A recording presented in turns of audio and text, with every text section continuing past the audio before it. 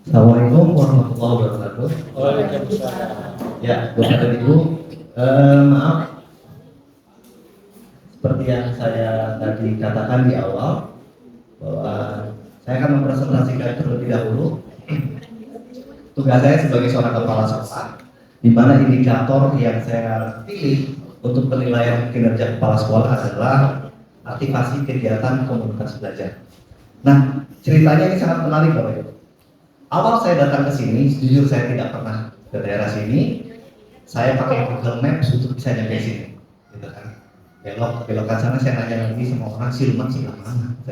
Sebelah sana Pak, masih berapa kilo lagi? Oke, baik. Jalan, gitu. Sampai bertemu pertama kali itu sama Bulia, mana Bulia? Bulia juga ya. Bulia. Nah Bulia itu mempersilahkan saya langsung saja ke ruangan sekolah, ruang guru. Karena yang saya lakukan pertama kali adalah rapat pemetaan aset. Betul nggak Bu Vika? Saya tanya waktu itu, di sini siapa Bapak Ibu yang sudah mendapatkan sertifikat TMM waktu itu? Karena aset itu pada guru penggerak saya belajar ada 7 aset Bapak Ibu. Pertama itu aset manusia. Kita pengen lihat dulu nih di SMP 3 Pabuaran apa yang positif yang sudah hebat dan sudah diraih oleh SMP 3 Pabuaran. Mulai dari kepala sekolahnya kah, atau gurunya kah, muridnya kah, gitu, pengawasnya kah, atau komite sekolahnya kah, gitu. Nah, yang saya tanya waktu itu, yang ini ada nggak? Nggak ada. Ini ada nggak? Nah, ketika saya tanya ada nggak yang sudah menyelesaikan topik pada sertifikat TMM, kemudian alhamdulillah ada guru kami Bu Dimas mengangkat tangan. Kemudian Bu Dimas bertanya, berapa banyak ibu yang sudah punya 3? Baik. Saya tugaskan ibu pertama kali untuk membuat komunitas belajar. Saat itu belum ada loh Pak di Pabuaran, boleh dicek.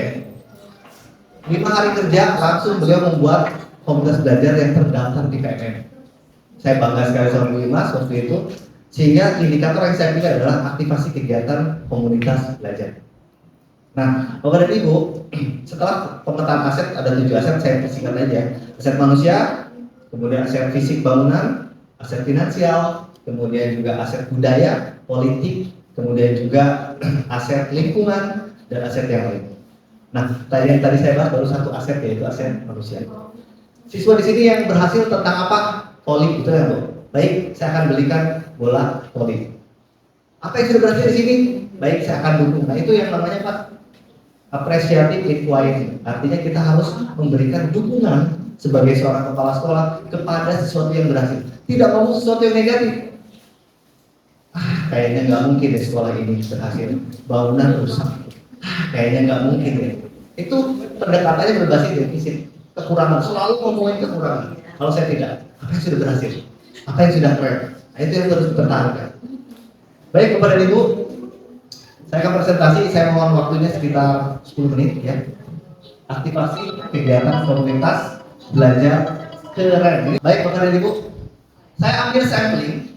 Ini adalah foto saat kami sedang melaksanakan kegiatan komunitas belajar. Ini yang jadi artis yang di shoot itu di bawah.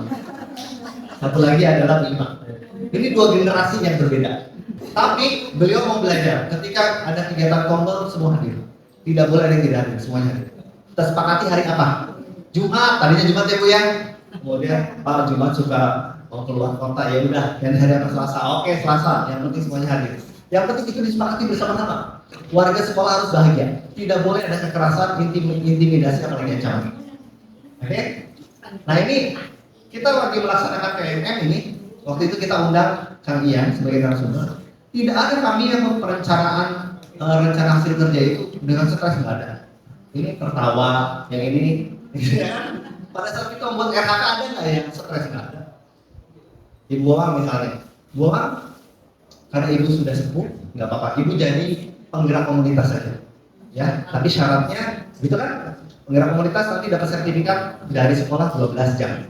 Ibu hanya bikin 3 kali kegiatan, saya kirim sertifikat. Selesai. Tidak memberatkan yang senior. Bapak Ibu? Itu kebahagiaan, well-being namanya. Tidak boleh yang namanya di dalam sekolah ini ada yang merasa terancam. Harus bahagia. Dan itu saya lakukan. Lanjut ya Bapak Ibu. Nah, saya ingetin kembali nih. Tujuan dari pendidikan menurut Bapak, pendidikan siapa sih? Ki Hajar Dewa. Jadi tujuan pendidikan adalah apa? Menuntun kekuatan kodrat, bukan menuntut. Awas, menuntun. Artinya ketika kita punya anak kecil, dia pengen kemana kita tuntun. Karena sejatinya kita kembali lagi bikin workshop ini buat apa sih Bapak Ibu? Buat apa? Buat apa saya nanya? Nama Ibu buat siapa? Buat siswa. Ujung-ujungnya kita implementasikan kemana? Ke siswa. Tujuan kita meningkatkan ini metode pembelajaran interaktif itu ke siswa. Apa? Sekali lagi, Bapak Ibu yang ikut workshop ke Bandung, ikut pelatihan topik mandiri buat siapa? Siswa. Ujung-ujungnya ke siswa. Nah, menuntun segala kekuatan kodrat yang ada pada anak agar dapat mencapai keselamatan dan kebahagiaan yang setinggi-tingginya. Saya mau nanya, kalau bapak menanam jagung, bisa nggak jadi padi? Nggak bisa. Yang kita lakukan hanya sebagai seorang guru apa? Menjaga agar hamaknya tidak tumbuh, gurmanya, dan memupuknya.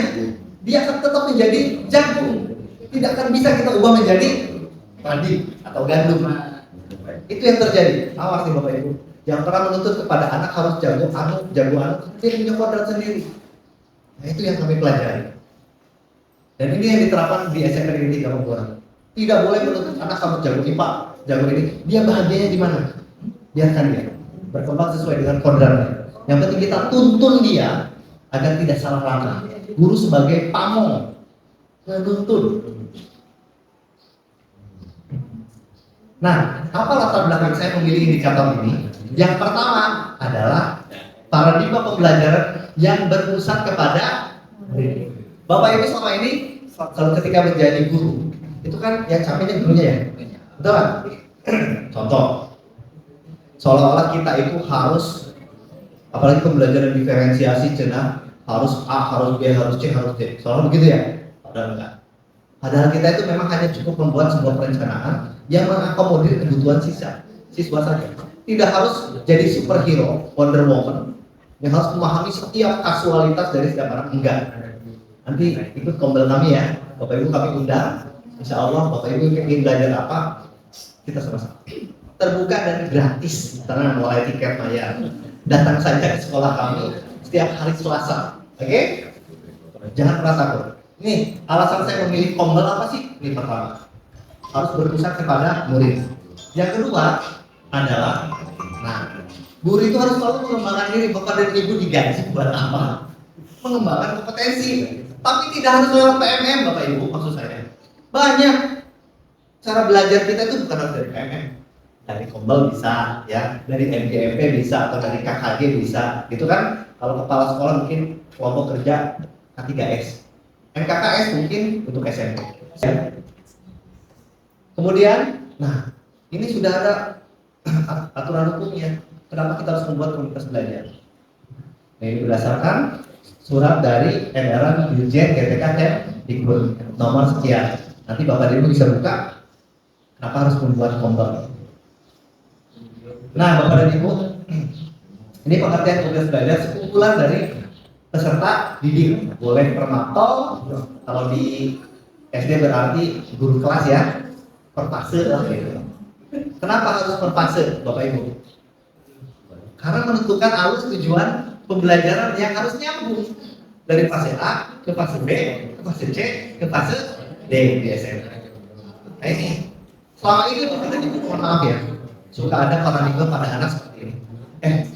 Enaknya diajarin dulu Bapak etama, pusing ibu kita tenang, betul kan? Ada nggak yang begitu?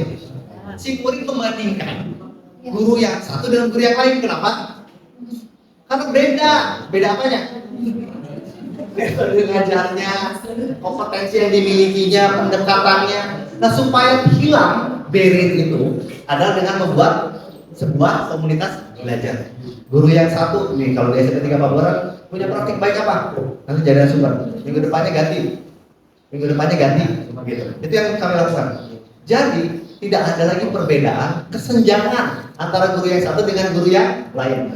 Guru ini di workshop, ya kayaknya. Workshop, Bintek wajib eta, dikasih belen, ngajar pahala gitu kan? Bener ya Bu? Spesialis. Kita terus julinya luar biasa muncul. Nama yang sudah gitu kan? Tapi pada saat pulang dia tidak berbagi pada teman-temannya Pak. Apa yang terjadi? Yaitu kesenjangan. Si Akmah yang sering bintek jadi banyak pengetahuan, si B ngajarnya itu aja. Ada tak? Nah, padahal harus pembelajaran berpusat pada peserta didik. Sebelum ini pertemuan saya panggil tuh beberapa guru, betul nggak Bu? Ibu guru bahasa saya panggil. Tolong di semester baru buatlah pembelajaran yang menarik dan menyenangkan. Tidak harus pakai teknologi digital Bapak Ibu. Ini saya kasih contoh, betul nggak Bu? Saya ngomong gitu. Barusan. Sebuah guru saya panggil, saya tuntut untuk apa? Ya memang itu membuat pembelajaran yang menyenangkan, well-being, pokoknya berbahagia, kesejahteraan psikologis, Pak. Itu tuh. Pengertian well-being yang benar adalah sejahtera secara psikologis. Jangan sampai anak-anak tuh bangun tidur, pelajaran si Eta males gitu lah. Baru bangun tidur yang kebayang sadar dia di alam bawah sadarnya adalah kenapa kalau biasanya mau gurunya aneh. Makanya kebayang nggak? Ada anak demotivation. Ibu contoh, ibu punya anak kan? Punya anak kandung maksud saya. Ya. Baik. Kalau lapar, apa yang dilakukan?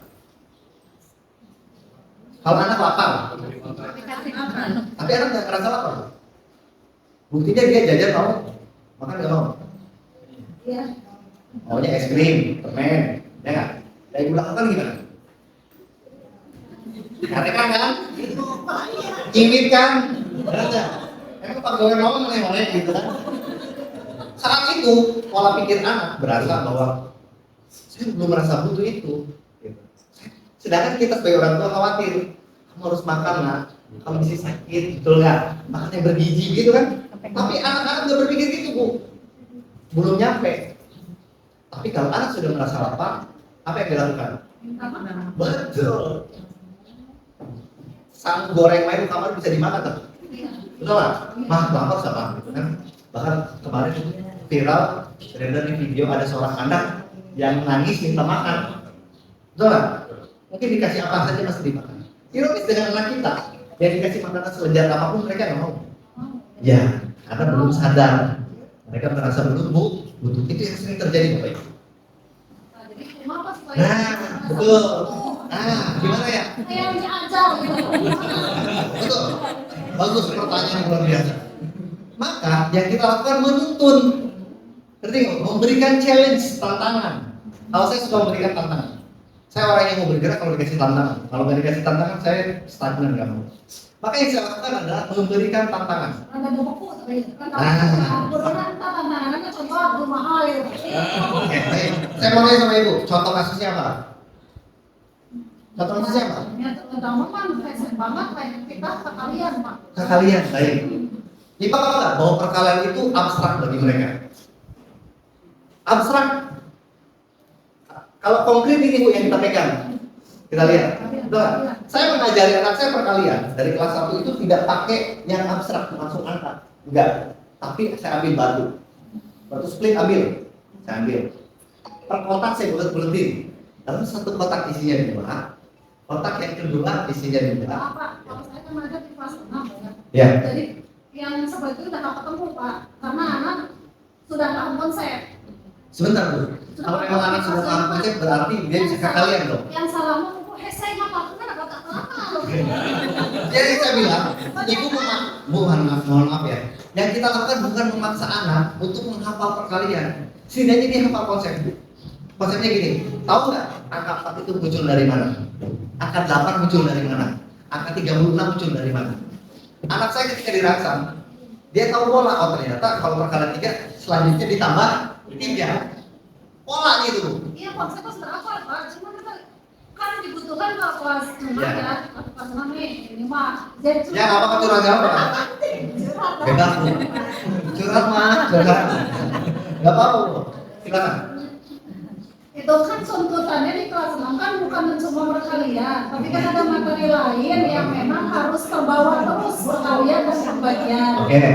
Yang pada akhirnya anak kan sudah paham konsep perkalian, Iya. tapi kan kita dituntut untuk materi lainnya sudah menunggu di depan, gitu kan. Jadi harus tetap juga ya materi sekarang. Sampai-sampai saya tuh karena anak udah sangat lama tapi sudah paham, Ya. tapi ngerjakan soal sampai ke setengah jam. Baik. Akhirnya saya paham kalian. Ya, oke, saya paham maksudnya. Ibu kelas 6 berarti sudah mengajar tata surya ya? Baik. Kecepatan beredar pada orbit Merkurius dengan Pluto sama nggak? Kenapa Bu? Kenapa kita nggak tuntut semuanya kecepatannya harus sama?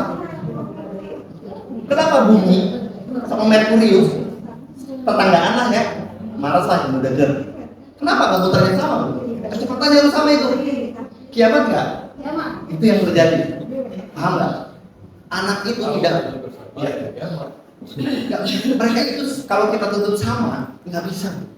Berarti minimal udah mendekati anak-anak Betul. kan bermanfaat di daerah kalian kayak gitu udah sama. Sebentar, Kalau pikir setengah jam gimana dibantuan? Nah itu kan pola pikir kita dipaksakan ke anak kan, kecepatannya berbeda. Yang penting ini yang dari webinar Medikut ya, bahwa kecepatan tiap tata surya saja planet beredar lah beda-beda. Kalau berharap semua ranking satu, gitu ya, berarti di posisi yang sama itu kiamat. Itu yang terjadi. Tetapi biarkan mereka bergerak walaupun lambat. Yang penting ada pergerakan. Nanti Bu, karena kedepannya emang dia mau jadi guru matematika.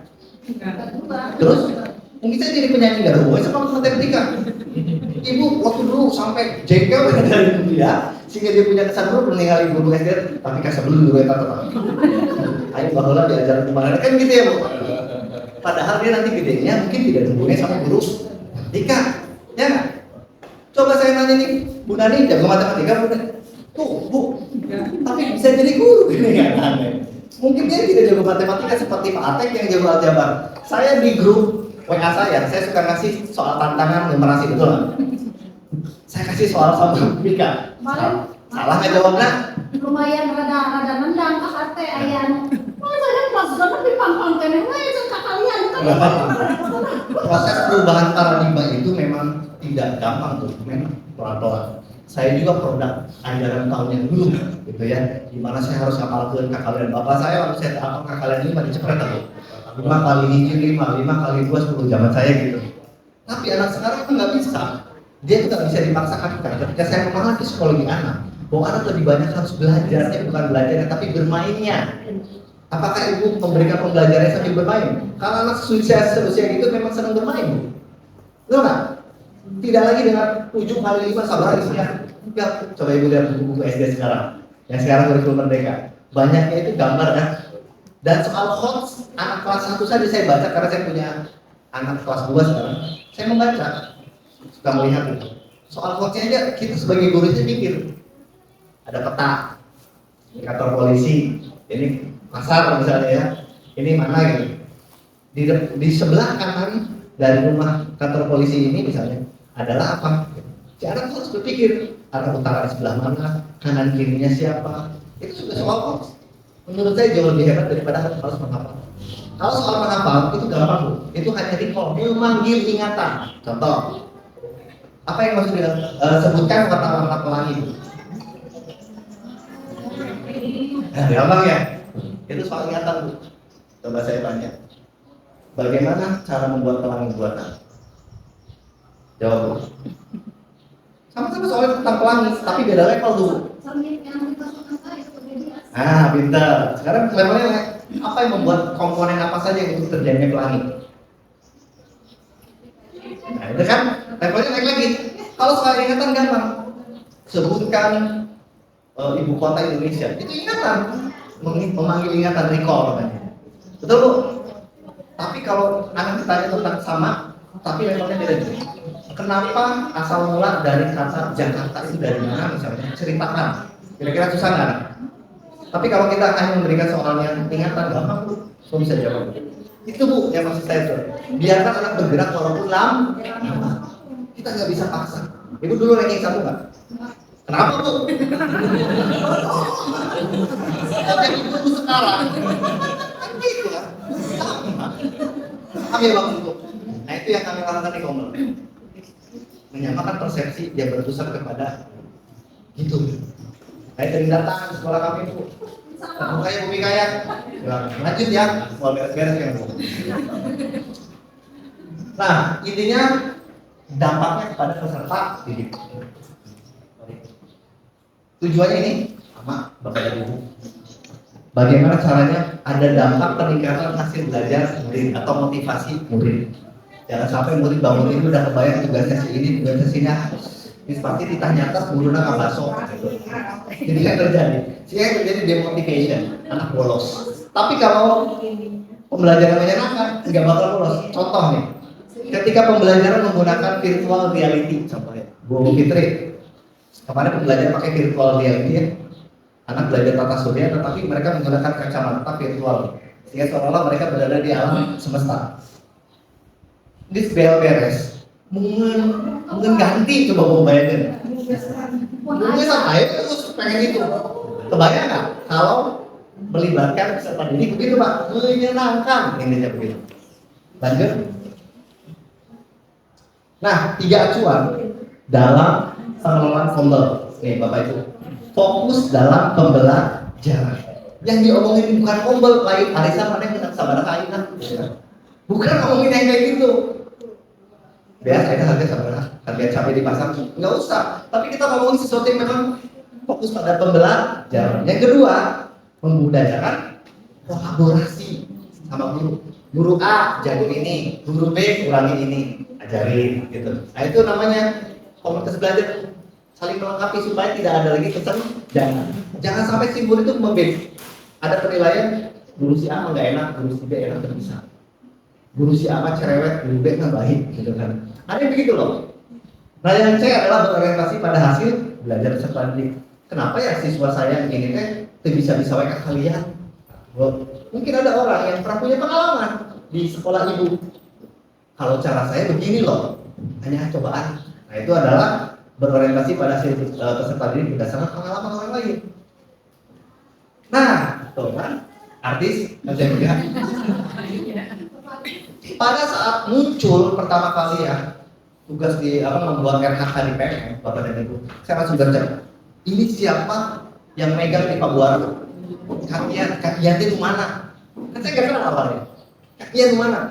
Itu gini Pak, pernah ke Bapak di beres sertifikat ya di Subang. Saya nyalami tapi saya nggak tahu bahwa itu namanya Kak Yanti gitu. Saya cuma ditugasi ngasih sertifikat piagam penghargaan sama beliau oleh dinas. Saya kasih sama beliau, tapi saya nggak tahu namanya, cukup salaman. Karena kami beda jenjang waktu itu ya Pak.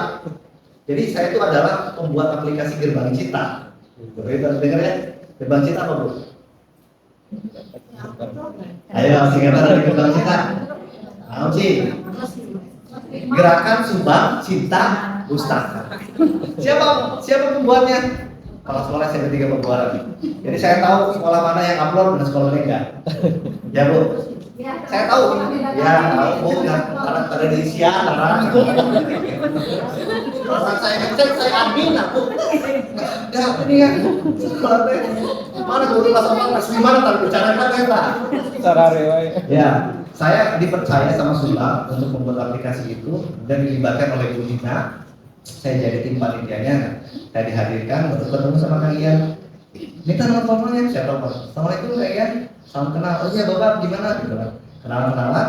Nah kebetulan muncul nih harus di bulan Desember ya merencanakan RHK itu tidak lagi di kinerja BKM, tapi di PMM. Kalau saya pribadi saya ngerti. Gitu. Cuman katanya sudah dituju PIC. PIC itu person in charge sebetulnya. Tapi diganti semua persen in contact. Siapa? Kang Ian. Yang saya undang. Satu lagi dari Pabuaran siapa? Kang Dadan. Bantuan saya, kakak kelas saya Pak di biologi dulu gitu kan. Saya undang dari Kang Daros, ini Kang Ian. Kami undang PGRI mah belum mengadakan itu apa? SMP 3 Pabuaran hilang. Sehingga yang terjadi adalah kita terjadi proses percepatan. Apapun informasinya kita selalu tercepat. Nah, ini diisi sama saya undang. Nah, ini pengawasnya Pak Deca tentang disiplin positif ya, waktu itu. Nah, saling bahu-membahu. Pak Ade bisa membantu yang agak gaptek siapa, kemudian Imas juga membantu yang agak gimana gitu. Nah ini bergantian.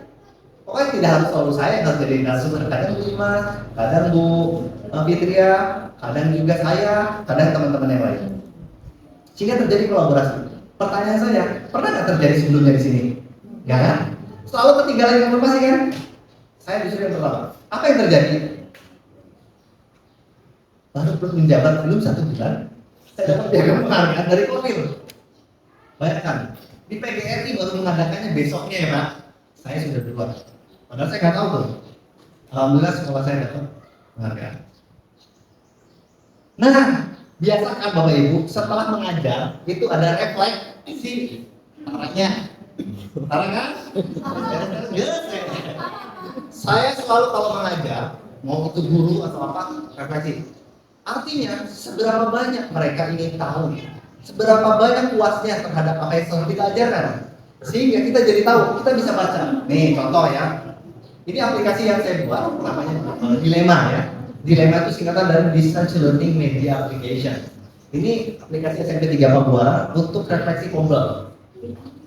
Alhamdulillah, Cenabu, akhirnya menemukan juga cara membuat model pembelajaran yang sangat menarik. Saya bacain satu-satu tuh, mereka curhat.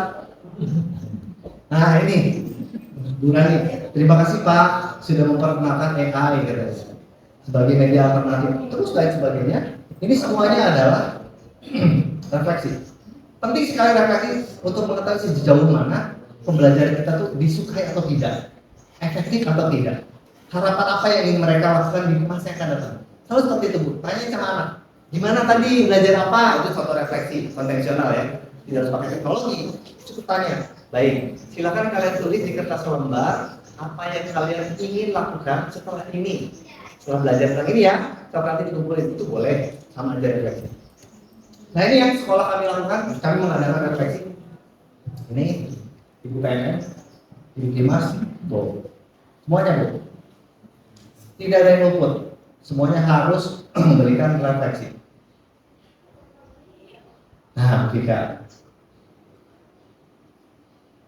sampai ini japri saya nih, Pak Hendra Toko. Wah Pak, materinya menarik sekali. Baru kali ini Pak, saya dapat materi sekeren ini Pak. Serius Pak, gitu saja. Karena dia orang Batak gitu kan. Sampai yang senior saja. Nah, ini nih. Orang yang sangat disegani para kepala sekolah ya. SMP dan sini. Mau Pak? Alhamdulillah mau mengisi refleksi. Kemudian hasilnya apa? Dampaknya luar biasa. Aksi perubahan yang kami lakukan. Waktu itu kita jumsi nih. Ayo kita lakukan perubahan, mulai tata kebersihannya di ruang-ruang guru yang nggak kepake, tolong dibuang dan sebagainya. Kita adakan proses yang namanya menyambut siswa. Kita lakukan juga itu ya, di jadwal bergantian. Dan beliau juga akhirnya mau. Gitu loh. Tapi paling hesek kan, kalau misalnya Cibatu Komo udah kita kolot gitu kan, hesek udah. Tapi alhamdulillah ketika kita memberikan well-being bisa. Kalau bisa. It's nothing impossible. Semuanya bisa. Nah, saya memberikan juga barang pribadi yang saya pikir ini akan lebih bermanfaat kalau untuk SMP 3 Papua. Ini namanya Carbon, VR Carbon, yang di mana yang saya ceritakan itu untuk pembelajaran virtual reality. Saya punya 10 buah, saya sumbangkan untuk sekolah. Nah termasuk itu ring light itu diberikan, itu sebenarnya dihadiahkan dari BPGP sama saya. Itu saya juara, saya dapat ini, dapat media termasuk ini. Saya nggak pernah beli, dibeliin sama BPGP. Dan ini salah satunya adalah yang saya berikan ke SMP 3 Papua supaya bisa bermanfaat untuk siswa untuk saya itu. Bukan dari dana sekolah. Nah ini membuat pembelajaran menyenangkan. Nah inilah yang membuat kita dipanggil oleh Subang untuk mewakili pameran transformasi pendidikan di Kabupaten Subang. Karena kami sudah menggunakan virtual reality. Nah ini namanya augmented reality, pembelajaran matematika. Akan menyenangkan. Kenapa? Karena ini kodrat zaman anak-anak sekarang. Kalau Bapak dan Ibu masih menggunakan kodrat zaman dulu saat kita jadi murid, maka sama dengan mengampok masa depan mereka. Kita harus persiapkan siswa kita sesuai dengan zamannya. Nanti nggak Bapak Ibu? Sekarang Bapak Ibu pesan makanan bisa nggak lewat handphone? Zaman dulu nggak bisa. Istri saya dari PWK, ya Allah, perpelayan harga 15.000 online coba Bu. Nah, saya gitu. Kaos tuh jauh di pasar. Tapi memang gaya hidupnya sekarang orang berubah. Teknologi merubah cara belajar dan cara bekerja seseorang. Itu harus persiapan sama siswanya. Bapak dan Ibu harus mempersiapkan siswa kita tuh siap. Ya, makanya harus terus belajar. Makanya Bu, kalau Ibu gaptek belajar sama yang gak gaptek gitu kan, di komunitas belajar. Masih juga gak ada yang bisa pindah narasumber di komunitas belajar. Kalau Ibu mengundang saya datang sekolah Ibu. Jangan. Boleh. Saya datang, tapi perjanjian siswanya 20. Jangan ngomong main yang capek. 20 Bapak teh kemana tahun dia mah tahun ini Pak. Siap, Karena apa? memang Tapi perjanjian undang saya bayarnya pakai siswa. Nih, Bu, kalau itu tanya tarif saya berapa? Boleh tanya. Tarif saya berapa? Kalau bisa saya jadi narasumber di mana-mana, itu tarif saya itu minimal 1,5 juta per 1 jam. Saya isi di sekolah gratis ya Bu ya. Saya tetap sekolah itu nggak apa-apa. Tapi belum siswa. Bodoh deh, bukan tarik kan bagus ya. 20 siswa. Saya kemarin diundang di sekolah Angkasa. Itu saya dikasih malah lebih daripada itu. Saya bukan artinya nggak apa-apa Bu, saya datang ke sekolah Ibu memberikan ilmu gratis, tapi tolong win-win solution maksud saya gitu. Ibu dapat ilmunya, saya dapat siswa gitu. Itu maksudnya Bu. Lanjut ya. Nah ini augmented reality yang sudah diterapkan di SMP Negeri 3 Pabuaran. Pembelajaran pasti menyenangkan, bikin kepo anak. Nah itu yang saya bilang lapar Bu. Si anak jadi rasa lapar, nah kita gitu kan. Dia aneh jadinya kata mah muncul dia Bu gitu kan. Nah itu rasa lapar Bu. Bisa nggak Ibu munculin? eta yang saya tadi. Justru itu undang saya Bu.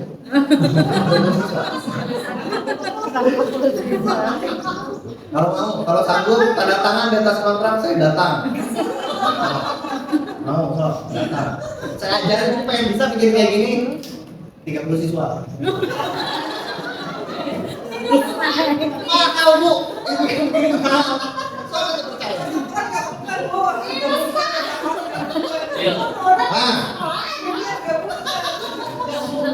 Karena saya guru IPA, saya juga mencoba mengimplementasikan idealisme saya di IPA kepada guru IPA-nya. Dalam mengidentifikasi tanaman, misal kita sudah gunakan teknologi, kita buatkan QR code, misalnya, kenapa sih harus ada identitas? Ini pohon apa Bu? Pohon apa ya? Orang Indonesia Bu, orang Amerika belum berbeda lain. Berarti itu ada penamaan standar kan? Nah, itu harus dengan menggunakan ini. Kami ajarkan caranya gimana? Planet, ya. Dan alhamdulillah mereka jadi lebih kepo ya. Jadi saya bilang apa dalam penelitian. Nah, lakukan juga tidak harus mengajar itu di dalam kelas. Alhamdulillah guru agama kami itu Bu Mulia, terima kasih sudah mengajar real di masjid. Mulai ngajarin sholat jenazah misalnya di kelas coba. Misalnya kan konteksnya kurang. Tapi kalau misal konteksnya di musola, ajarin nih gimana caranya memandikan mayat dan sebagainya, itu jauh lebih bermakna untuk siswa. Kemudian nih Bu, ini ngajarin apa coba Bu? Ada yang tahu nggak? Aljabar Bu. Ini aljabar masuk ke dalam numerasi Bu. Ketika mereka ya guru-gurunya bisa disentuh rasa lapar, mereka akan melakukan sebuah sesi perubahan. Saya nggak tahu idenya dari mana. Yang penting mereka melakukan perubahan. Oke. Nih, pil kertas Bu, tuh. Ya isinya Bu Fitria sebagai wakasih siswa. Belum pernah ada pil kertas online seperti ini. Itu kita lakukan secara digital dan real hasilnya tanpa manipulasi langsung ketahuan ya. Jumlah yang ini sekian. Hanya di SMP Negeri 3 Pabuaran. Boleh cek, ada nggak? Ada Bu, baru di SMP 3 Pabuaran. Kemudian, sampah kan itu tempat sampahnya, tempat sampah. Tapi Pak Ade mengajarkan bagaimana sebuah tempat sampah itu dengan menggunakan teknologi. Ada di tempat sampahnya di sini saya lihat tadi. Jadi kalau kita datang, sensornya akan mendeteksi kalau ada manusia, dia membuka. Misalnya, kita pergi, tutup suara.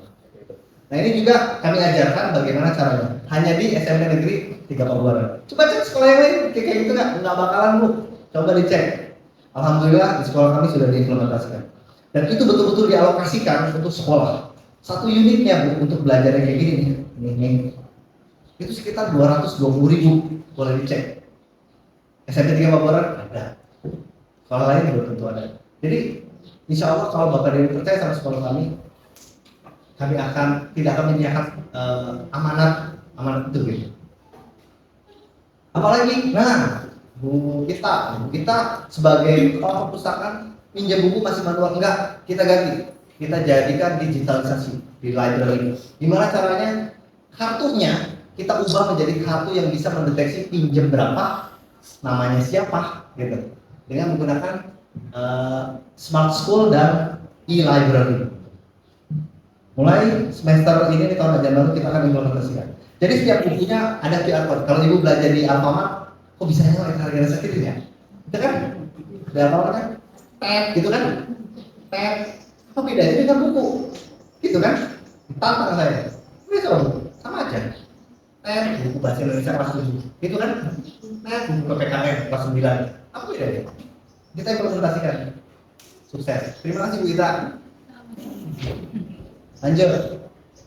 Untuk guru bahasa Inggris, tuh ada Neng Mira, ya. Neng Mira, anak itu kan kesulitannya pronunciation, bahasa Inggris, malu ngomong bahasa Inggris kan. Biarkan mereka berinteraksi dengan bot Telegram. Ini aplikasi yang ada di SMP 3 Pabuaran. Sehingga mereka akan berani ngomong dengan menggunakan bot. Terekam, merubah teknologi speech menjadi teks. Artinya dari suara menjadi tulisan. Bagi mereka yang malas tulis, gunakan teknologi itu. Bisa. Alhamdulillah ini sudah kami lakukan. Baik Bapak dan Ibu, baru itu yang bisa saya presentasikan. Nanti ke depannya tahun depan saya undang lagi ya. Atau saya diundang ke, kalau Bapak dan Ibu 20 siswa. Nanti turun lah 15 siswa. Saya sudah menurunkan nih, ya. Kalau mau saya datang. Gabung ya Pak. Iya sob, boleh gabung sekolah B. Gabung 30 berarti. Siapa Pak? Oke Bapak dan Ibu, mohon maaf atas segala yang jika ada kesalahan kata yang saya ucapkan, mohon maaf.